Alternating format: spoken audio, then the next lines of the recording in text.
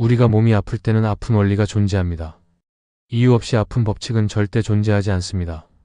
우리의 몸이 안 좋아졌다는 것은 내게 주어진 환경을 바르게 살지 못하고 잘못 살고 있기 때문입니다. 그러면 몸이 아파졌을 때 이것을 낫게 하려면 어떻게 해야 할까요? 지금까지의 생활 방식을 완전히 바꿔야 합니다. 그런데 지금까지 하던 나의 방법을 고집한다면 절대 나을 수가 없습니다. 우리는 아프면 제일 먼저 병원을 갑니다. 병원에 가서 약을 먹고 때로는 수술을 하기도 합니다. 약을 먹고 수술을 하면 완전히 나은 것일까요? 엄밀히 말해 이것은 완전히 나은 것이 아니고 임시 방편으로 고친 것입니다. 약의 힘을 빌려 임시 방편으로 나은 것이기 때문에 이것을 완전히 나았다고 생각하면 안 됩니다. 우리는 병원 가서 나았다고 거기서 병이 나은 줄 착각을 합니다. 절에 가서 기도를 해서 나으니까 나은 것으로 착각을 합니다.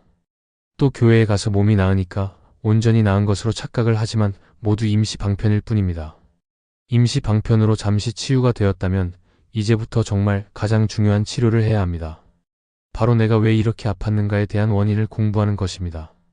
생활 습관이나 삶의 방식에 잘못된 점이 있다면 그것을 바로잡기 위한 노력을 시작할 때 비로소 진정한 치유가 이루어집니다. 이것은 아주 중요한 자연의 원리입니다. 당신이 살아나가는 모양을 바꾸지 않는 이상 정확하게 다시 아파올 것이고 만약 다시 아파온다면 전보다 한 단계 더 높게 아픔이 옵니다. 이런 식으로 우리는 병을 키워가고 있는 것입니다. 예를 들어 몸이 아플 때 산에 가면 좋아지는 경우가 있습니다.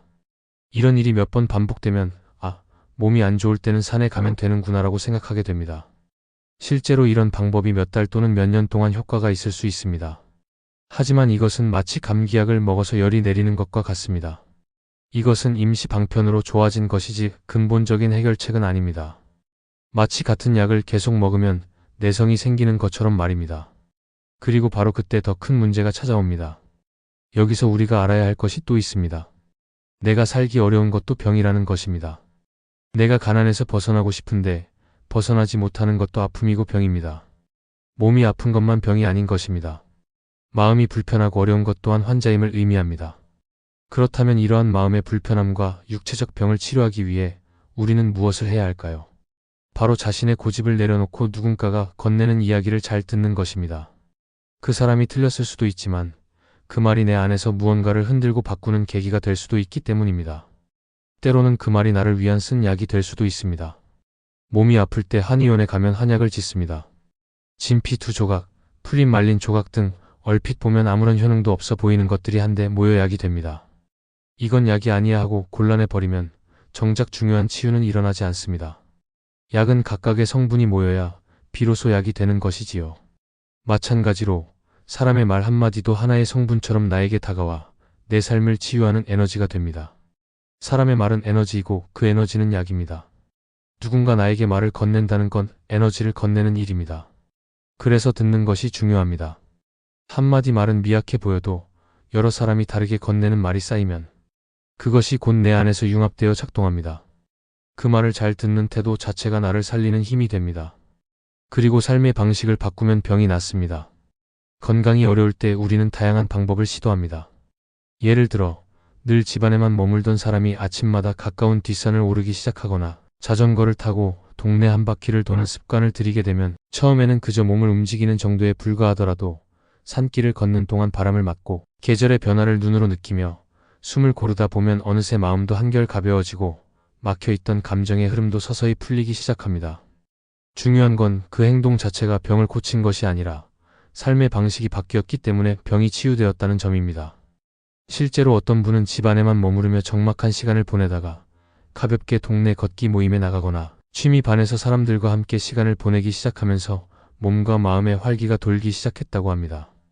또 한 분은 오랫동안 우울감 속에 지내다가 친구의 추천으로 가벼운 공예 수업이나 다도 모임에 참여하면서 자연스럽게 웃고 이야기하는 시간이 늘어나고 어느 순간부터 몸도 훨씬 편안해졌다고 이야기합니다.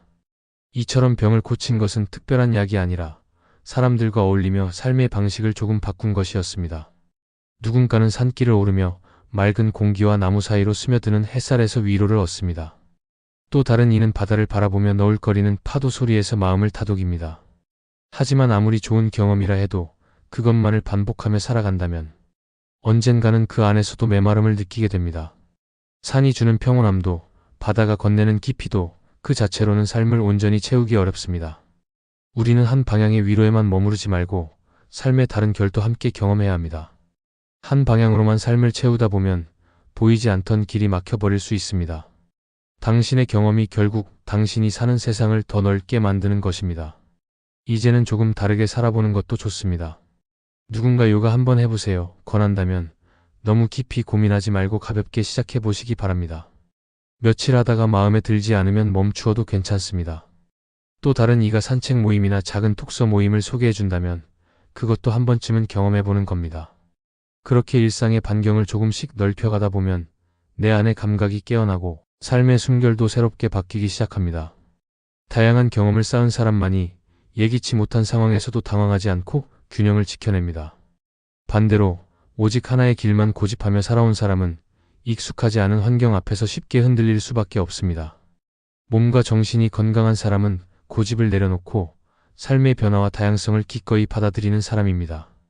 지금 당신에게 주어지는 수많은 일들과 만남, 변화의 순간들은 모두 자연이 건네는 선물입니다.